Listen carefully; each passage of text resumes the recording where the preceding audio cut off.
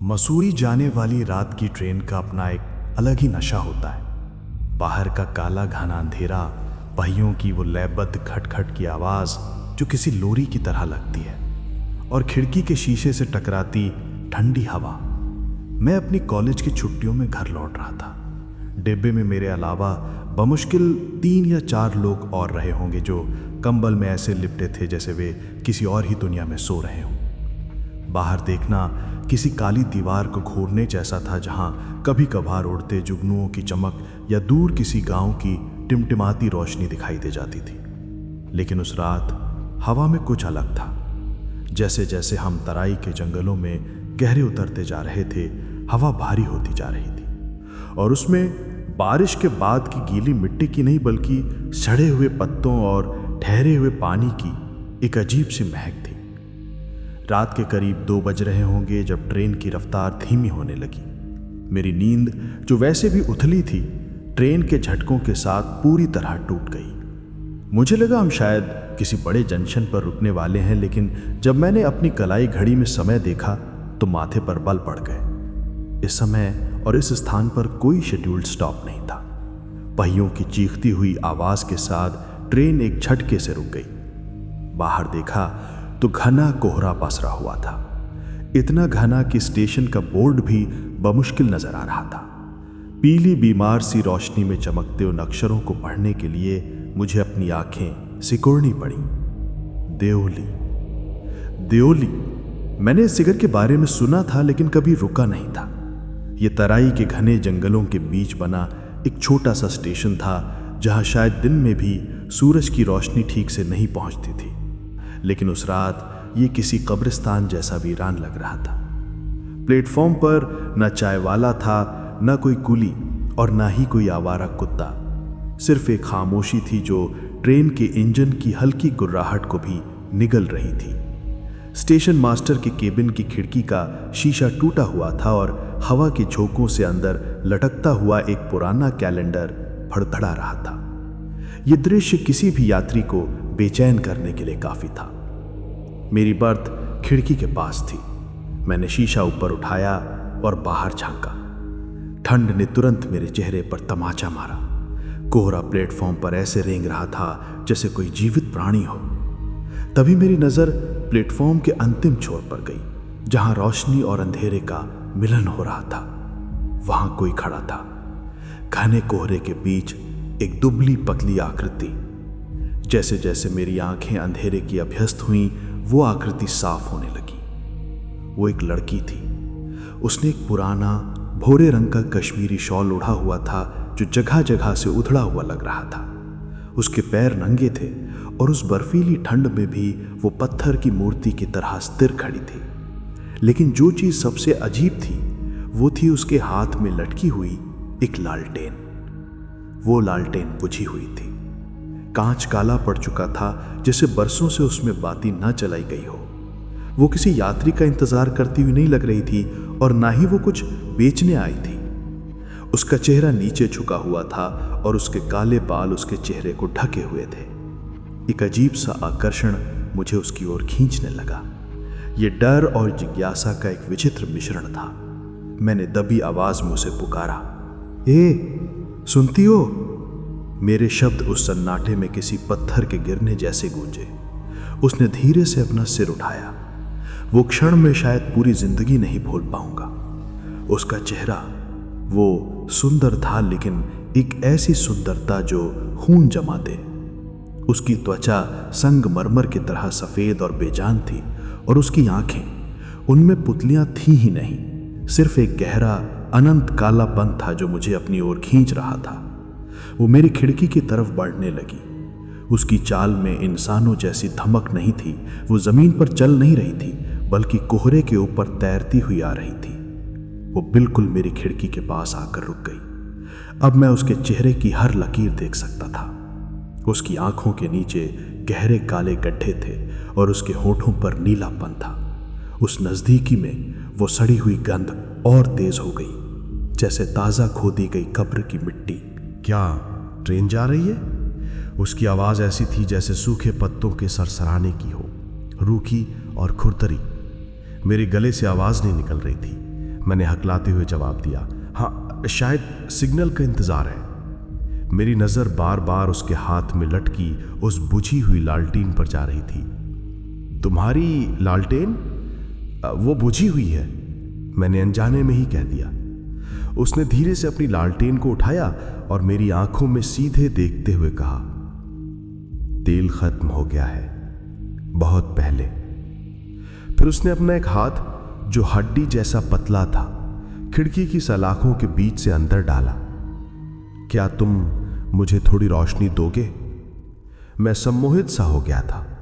मेरा दिमाग चीख चीख कर कह रहा था कि पीछे हट जाओ, लेकिन मेरा शरीर मेरे बस में नहीं था। मैंने अपना हाथ उसकी तरफ बढ़ाया। जैसे ही मेरी उंगलियां उसकी उंगलियों से छुईं, एक भयानक झटका लगा। वो ठंड, वो किसी बर्फ की सिल्ली की ठंडक नहीं थी। वो ऐसी ठंड थी जो रूह तक उतर जाए, जो खून के बहाव को रोक दे। ऐसा लगा जैसे मैंने साक्षात मृत्यु को छू लिया हो। मेरे पूरे शरीर में एक सिहरन दौड़ गई और मेरी सांस अटक गई।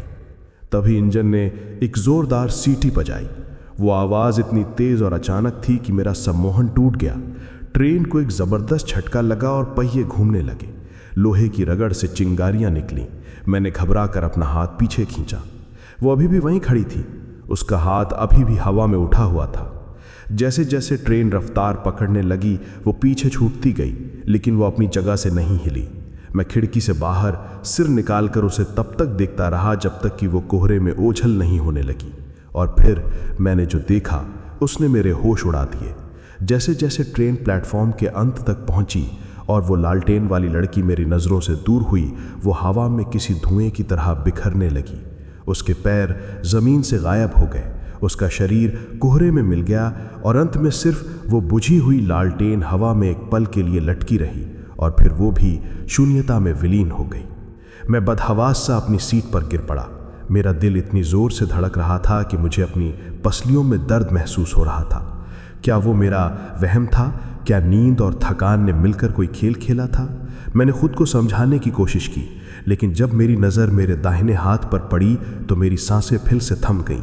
मेरी हथेली पर, ठीक वहाँ जहाँ उसकी उंगलियों ने मुझे छुआ था, 3 काले निशान पड़ गए थे। वो ऐसे लग रहे थे जैसे किसी ने कोयले से दाग दिया हो। उन निशानों से अभी भी एक अजीब सी ठंडक निकल रही थी, जो मेरी कलाई से होते हुए मेरे दिल की तरफ बढ़ रही थी। बाहर अब ट्रेन पूरी रफ्तार में थी, जंगल पीछे छूट रहे थे, लेकिन देओली का वो सन्नाटा और वो बुझी हुई लालटीन अब मेरे जहन में हमेशा के लिए बस चुकी थी। मुझे नहीं पता था कि वो कौन थी, लेकिन एक बात तय थी, देओली स्टेशन खाली नहीं था। वहाँ कुछ ऐसा था जो समय के दायरे से बाहर था, और अनजाने में ही सही मैंने उसे अपने साथ जोड़ लिया था। ट्रेन आगे बढ़ रही थी, लेकिन मुझे महसूस हो रहा था कि मेरा एक हिस्सा अभी भी उस ठंडे वीरान प्लेटफॉर्म पर छूट गया है। देहरादून की सुबह वैसी ही थी जैसी मुझे याद थी। साफ सुनहरी धूप और लीची के बागों से आती हुई भीनी भीनी खुशबू। नानी का घर शहर के शोरगुल से दूर राजपुर रोड के किनारे एक शांत कोने में था। पुरानी ईंटों से बनी दीवारें और बरामदे में लटकते हुए बोगनविलिया के फूल किसी को भी सुकून दे सकते थे, लेकिन मेरे भीतर एक तूफान चल रहा था। देओली स्टेशन की वो रात मेरे दिमाग से किसी जिद्दी दाग की तरह चिपकी हुई थी। मैं शारीरिक रूप से तो यहाँ सुरक्षित पहुँच गया था, लेकिन मानसिक रूप से मैं अभी भी उस कोहरे में लिपटे वीरान प्लेटफॉर्म पर खड़ा था। मसूरी जाने का मेरा उत्साह पूरी तरह खत्म हो चुका था। सबसे ज़्यादा परेशान करने वाली बात मेरे दाहिने हाथ की हथेली थी। वो काला निशान जो उस लड़की के छूने से बना था, अब फीका पड़ने की बजाय और गहरा होता जा रहा था। उसमें कोई दर्द नहीं था, बस एक अजीब सी जलन थी, जैसे बर्फ को बहुत देर तक पकड़ने पर होती है। जब भी मैं उसे देखता, मुझे वही सड़ी हुई गंध महसूस होती जो उस रात देओली में आई थी। शुरुआती 2 दिन मैंने खुद को कमरे में बंद रखा। मुझे बुखार सा महसूस हो रहा था, लेकिन थर्मामीटर में तापमान सामान्य आता। रातें सबसे ज़्यादा भयानक थीं। जैसे ही मैं आंखें बंद करता, मुझे सपनों में वही बिना पुतलियों वाली काली आंखें दिखाई देती। सपने में वो मुझसे कुछ कहती नहीं थी, बस अपनी बुझी हुई लालटेन मेरी तरफ बढ़ा देती थी। नींद खुलने पर मैं पसीने में तरबतर होता और कमरे के किसी कोने से गीली मिट्टी की महक आ रही होती। मुझे समझ आ गया था कि ये कोई साधारण वहम नहीं है। मुझे जवाब चाहिए थे। मुझे जानना था कि देवली में उस रात वास्तव में क्या हुआ था और वो लड़की कौन थी। तीसरे दिन मैंने अपनी बेचैनी को एक दिशा देने का फैसला किया। मुझे याद आया कि नानी के पड़ोस में मिस्टर घोष रहते थे, जो रेलवे से रिटायर हुए थे। वे एक ज़माने में स्टेशन मास्टर रह चुके थे और अक्सर पुरानी ट्रेनों के किस्से सुनाया करते थे। दोपहर के वक्त जब पूरा शहर सिएस्टा यानी दोपहर की नींद ले रहा था, मैं उनके घर गया। मिस्टर घोष अपनी पुरानी आराम कुर्सी पर बैठे अखबार पढ़ रहे थे। मुझे देखकर उन्होंने चश्मा उतारा और मुस्कुराए, लेकिन जब मैंने देवली का नाम लिया तो उनकी मुस्कुराहट ऐसे गायब हो गई जैसे किसी ने स्विच ऑफ कर दिया हो। उनका चेहरा पीला पड़ गया और हाथ कांपने लगे। उन्होंने अखबार मेज पर रखा और बहुत धीमी आवाज में बोले, बेटा उस स्टेशन का नाम मत लो, वो जगह अब नक्शे पर नहीं है। ट्रेनों के लिए वो सिर्फ एक लोहे की पटरी है जहां से गुजरना मजबूरी है, रुकना नहीं।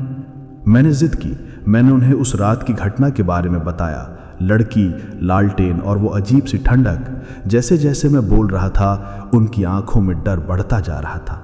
जब मैंने अपनी हथेली का काला निशान उन्हें दिखाया तो वे अपनी कुर्सी से लगभग उछल पड़े। उन्होंने मेरा हाथ पकड़ने से भी इनकार कर दिया। तुमने उसे छू लिया? उनकी आवाज में खौफ था। वो कोई यात्री नहीं है रवि। 30 साल पहले देवली का सिग्नल सिस्टम खराब हो गया था, तब से वहां रात की गाड़ी नहीं रुकती। तुम जिस चीज से मिले हो वो इंसान नहीं है। तुम्हें उस इतिहास को नहीं कुरेदना चाहिए था। उन्होंने मुझे वहां से जाने के लिए कह दिया, जैसे मेरी मौजूदगी ही अब उन्हें डरा रही थी। उनके शब्दों ने मेरे डर को कम करने के बजाय और भड़का दिया था। अब मुझे और गहराई में जाना था। मिस्टर घोष की बातों ने मुझे एक सुराग दिया था। 30 साल पहले मैं सीधा शहर की पुरानी पब्लिक लाइब्रेरी की ओर भागा। ये लाइब्रेरी क्लॉक टावर के पास एक जर्जर इमारत में थी, जहां धूप की किरणें धूल के कणों के साथ तैरती रहती थी। वहां सन्नाटा इतना गहरा था कि पन्ने पलटने की आवाज भी गूंजती थी। मैंने लाइब्रेरियन से पुराने अखबारों के आर्काइव सेक्शन में जाने की अनुमति मांगी। धूल से भरी अलमारियों के बीच मैंने 1950 के दशक की फाइलों को खंगालना शुरू किया। मेरे हाथ कांप रहे थे और सांसें तेज चल रही थी। घंटे बीतते गए, मेरी उंगलियां काली स्याही और धूल से भर गईं, लेकिन मुझे कुछ नहीं मिला। सूरज ढलने लगा था और लाइब्रेरी बंद होने का समय करीब था। तभी मेरी नज़र एक पुरानी फाइल पर पड़ी जिस पर 1956 स्थानीय दुर्घटनाएं लिखा हुआ था। मैंने उसे खोला और नवंबर महीने के पन्ने पलटने लगा और फिर वो मेरे सामने था। 14 नवंबर 1956। अखबार का पन्ना पीला पड़ गया था और कोने मुड़े हुए थे, लेकिन हेडलाइन अभी भी साफ थी। देवली स्टेशन पर भीषण हादसा, स्टेशन मास्टर की बेटी की दर्दनाक मौत। मेरा दिल जोर से धड़कने लगा। नीचे एक ब्लैक एंड व्हाइट तस्वीर थी। तस्वीर धुंधली थी, लेकिन वो चेहरा वो वही था। वही तीखे नैनोखाक्ष, वही उदास आंखें। फोटो में वो जिंदा लग रही थी, मुस्कुरा रही थी, लेकिन उसकी आंखों में एक अजीब सा खालीपन तब भी था। मैंने कांपते हाथों से खबर पढ़ी। रिपोर्ट के मुताबिक उस रात घना कोहरा था और स्टेशन का सिग्नल सिस्टम फेल हो गया था। एक तेज रफ्तार मालगाड़ी उसी ट्रैक पर आ रही थी जिस पर पहले से एक पैसेंजर ट्रेन खड़ी थी। स्टेशन मास्टर की 19 वर्षीय बेटी सुमति खतरे को भांपते हुए हाथ में लाल लालटेन लेकर ट्रैक की तरफ दौड़ी थी ताकि ड्राइवर को चेतावनी दे सके, लेकिन घने कोहरे में ड्राइवर उसे देख नहीं पाया। मालगाड़ी ने उसे कुचल दिया। एक्सीडेंट तो टल गया क्योंकि ड्राइवर ने आखिरी पल में लालटेन की रोशनी देख ली थी, लेकिन सुमति नहीं बची। खबर के अंत में एक लाइन लिखी थी जिसने मेरे रोंगटे खड़े कर दिए। गवाहों का कहना है कि टक्कर के बाद उसका शरीर नहीं मिला, सिर्फ उसकी टूटी हुई लालटेन पटरियों के किनारे पड़ी थी। मैं सन रह गया। तो वो मदद मांग रही थी? क्या वो हर रात उस ट्रेन को रोकने की कोशिश करती है ताकि फिर कोई हादसा ना हो? एक पल के लिए मुझे उस पर दया आई। शायद वो एक भटकती हुई आत्मा थी जो अपनी अधूरी जिम्मेदारी पूरी कर रही थी। लेकिन तभी मेरी नज़र खबर के बगल में छपे एक छोटे से बॉक्स पर गई जिसमें स्थानीय लोगों की मान्यताओं के बारे में लिखा था। गांव वालों का मानना है कि अमावस्या की रात वो रोशनी दिखाने नहीं आती, बल्कि रोशनी मांगने आती है। जो भी उसकी लालटेन की तरफ देखता है वो उसे अपने साथ अंधेरे में ले जाती है। रोशनी मांगने आती है, क्या तुम मुझे थोड़ी रोशनी दोगे? उसके वे शब्द मेरे दिमाग में हथौड़े की तरह बजे। वो मुझसे मदद नहीं मांग रही थी, वो अपनी लालटेन जलाने के लिए मेरी जीवन ऊर्जा यानी लाइफ फोर्स मांग रही थी। मुझे अचानक अपनी हथेली में तेज जलन महसूस हुई, इतनी तेज कि मेरे मुंह से चीख निकल गई। मैंने देखा कि वो काला निशान अब फैलकर मेरी कलाई से ऊपर चढ़ रहा था। नसों के रास्ते एक जहर की तरह मेरे शरीर में घुल रहा था। लाइब्रेरी की लाइटें अचानक टिमटिमाने लगी, हवा भारी हो गई और मुझे फिर वही सड़ी हुई गंध आई, बिल्कुल मेरे पीछे।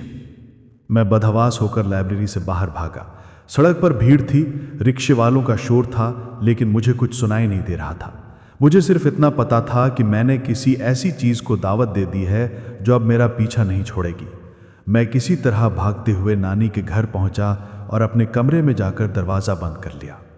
मैं हाँफ रहा था, पसीने से लथपथ। मैंने घड़ी देखी, रात के 8 बज रहे थे, बाहर घना अंधेरा छा चुका था। मैंने खुद को समझाने की कोशिश की कि अब मैं सुरक्षित हूं। मैंने बत्ती जलाई और बिस्तर पर बैठ गया, लेकिन तभी मुझे खिड़की पर एक हल्की सी खटखट सुनाई थी। मेरा कमरा पहली मंजिल पर था, वहां बाहर से कोई खटखटा नहीं सकता था। मेरा दिल गले में आ गया। मैंने धीरे धीरे खिड़की की ओर देखा। बाहर कोहरा जमा था, बिल्कुल देओली जैसा। शीशे पर बाहर की तरफ से भाप जमी हुई थी और उस भाप पर किसी ने अपनी पतली उंगली से कुछ लिखा था। अक्षरों से पानी की बूंदें नीचे टपक रही थीं, जैसे वो ताजा लिखा गया हो।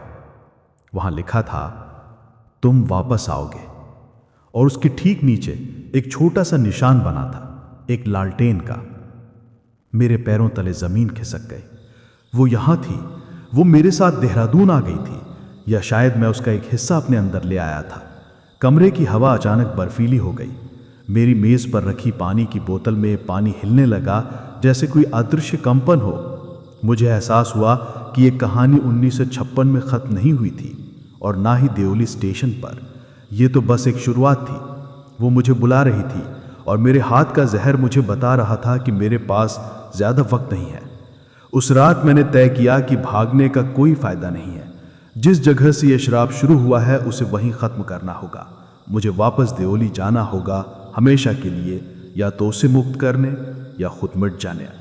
1 साल बीत चुका था, लेकिन मेरे लिए समय उसी काली रात पर ठहरा हुआ था। मेरे हाथ पर बना वो काला निशान अब कोहनी तक पहुंच चुका था, जो मेरी नसों में बहते खून को धीरे धीरे बर्फ में बदल रहा था। मैं जानता था कि किसी भी डॉक्टर या हकीम के पास इसका इलाज नहीं है। वो बुलावा था, एक ऐसा कर्ज जिसे चुकाना के लिए मुझे देओली वापस जाना ही था। उसी ट्रेन, उसी डिब्बे और उसी खिड़की वाली सीट पर बैठकर मैं अपनी नियति की ओर बढ़ रहा था। बाहर वही घना कोहरा था, जैसे पूरी दुनिया को अपनी सफ़ेदी में निगलने को तैयार हो। रात के ठीक 2 बजे जब ट्रेन की रफ्तार धीमी हुई तो मेरे दिल की धड़कनें रुक सी गईं। पहियों की खटखट बंद हुई और एक भारी मनहूस सन्नाटे के साथ ट्रेन देओली के उस वीरान प्लेटफॉर्म पर रुक गई। मैंने अपना बैग उठाया और कांपते पैरों से नीचे उतरा। जैसे ही मेरे जूते उस गीले काई जमे फर्श पर पड़े, मुझे अपने शरीर में एक अजीब सा हल्कापन महसूस हुआ। मैंने पीछे मुड़कर देखा और मेरे रोंगटे खड़े हो गए। मेरे पीछे कोई ट्रेन नहीं थी, न इंजन, न डिब्बे, न पटरियां और न ही वो यात्री। वहां सिर्फ घनी कंटीली झाड़ियां और पुराने साल के पेड़ों का एक अंतहीन जंगल था। मैं किसी स्टेशन पर नहीं, बल्कि जंगल के बीचों बीच एक वीरान जगह पर खड़ा था। लोहे की पटरियां दशकों पहले गल चुकी थीं और जिस प्लेटफॉर्म पर मैं खड़ा था वो असल में ईंटों का एक टूटा हुआ ढेर था। मेरा दिमाग चकरा गया। तो क्या वो ट्रेन जो मुझे यहाँ लाई थी वो भी एक छलावा थी? हवा में वही सड़ी हुई गंध अब इतनी तेज थी कि सांस लेना मुश्किल हो रहा था। प्लेटफॉर्म का वो टीन शेड अब एक टूटी हुई कब्र की छत जैसा लग रहा था और उस धुंध के बीच वो खड़ी थी। इस बार उसने कोहरे की आड़ नहीं ली थी, वो सुमति थी, लेकिन वो सुमति नहीं जो 1956 की तस्वीर में मुस्कुरा रही थी। उसका चेहरा पूरी तरह क्षति विक्षित था, जैसे किसी भारी पहिए ने उसे कुचल दिया हो। उसकी एक आंख लटकी हुई थी और गाल की हड्डियां मांस फाड़कर बाहर निकली हुई थी। उसके हाथ में वही पुरानी जंग लगी लालटेन थी, अभी भी बुझी हुई। वो मेरी ओर बढ़ी नहीं, बल्कि हवा में तैरती हुई मेरे ठीक सामने आ गई। उसकी आवाज़ अब सूखी पत्तियों की सरसराहट नहीं, बल्कि किसी गहरे कुएं से आती गूंज जैसी थी। तुम आ गए, उसने कहा, और उसके टूटे हुए होठों पर एक क्रूर और दर्दनाक मुस्कान तैर गई। मेरी लालटेन को बहुत ठंड लगती है, उसे गर्मी चाहिए, उसे मैं पीछे हटने की कोशिश कर रहा था, लेकिन मेरे पैर उस दलदली जमीन में धंसते जा रहे थे। मेरी नज़र अचानक स्टेशन के उस पीले बोर्ड पर गई जो कोहरे में लटक रहा था। जहां देओली लिखा होना चाहिए था, वहां के अक्षर पिघलने लगे। कोहरा छटा और जंग लगे लोहे पर अब देओली नहीं, बल्कि लाल रंग से रवि लिखा था। वो स्टेशन नहीं था, वो एक जाल था, मेरा मकबरा। सच्चाई बिजली की तरह मेरे दिमाग में कौंध गई। वो किसी को बचाने के लिए या मदद के लिए नहीं बुलाती थी, वो अपनी लालटेन जलाने के लिए ईंधन ढूंढती थी। और वो ईंधन तेल नहीं, बल्कि जीवन था। मुझे नई रोशनी चाहिए। उसने अपना कंकाल जैसा हाथ मेरी छाती पर रखा। इस बार ठंडक ने मुझे जमाया नहीं, बल्कि मेरे भीतर से सब कुछ खींचना शुरू कर दिया। मुझे लगा जैसे मेरी आत्मा, मेरा वजूद धागे की तरह मेरे शरीर से उधड़ रहा है। दर्द इतना भयानक था कि मैं चीखना चाहता था, लेकिन मेरी आवाज़ मेरे गले में ही घुटकर रह गई। मैंने देखा कि मेरे शरीर से एक नीली धुंधली रोशनी धुएं की तरह निकलकर उसकी लालटेन में समा रही है। जैसे जैसे मेरी आंखों के सामने अंधेरा छा रहा था, उसकी लालटेन में एक तेज लाल लौ जल उठी। वो लौ उतनी ही चमकदार थी जितनी मेरी बची कुछ ही जिंदगी। मेरा शरीर अब सिर्फ मांस और हड्डियों का एक खाली खोल बेजान होकर उस गीली मिट्टी पर गिर पड़ा, बिल्कुल उसी जगह जहां 1956 में उसका एक्सीडेंट हुआ था। गिरने से ठीक पहले मेरी धुंधली होती नज़रों ने उसे आखिरी बार देखा। अब उसके चेहरे के घाव भर गए थे। वो फिर से सुंदर दिख रही थी, एकदम वैसी जैसे मैंने पहली बार देखी थी। उसकी लालटेन अब रात के अंधेरे में एक भूखे जानवर की आंख की तरह चमक रही थी। अगली सुबह जब मसूरी एक्सप्रेस उस जंगल के किनारे से गुजरी, तो यात्रियों ने खिड़की से बाहर देखा। कितना घना और सुंदर जंगल है, लेकिन देखो पटरी के किनारे वो नया पेड़ कैसा अजीब सा लग रहा है, जैसे कोई आदमी खड़ा होकर हाथ हिला रहा हो। ट्रेन आगे बढ़ गई अपनी लयबद्ध आवाज के साथ। देवली का जंगल फिर से खामोश हो गया, अपनी नई शिकार और नई रोशनी को अपनी गोद में समेटे हुए।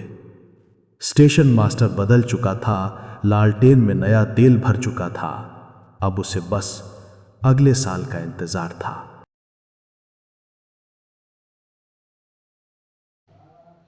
कहानी पसंद आए तो वीडियो को लाइक कर देना, शेयर कर देना, कुछ कमेंट कर देना और चैनल को सब्सक्राइब कर देना।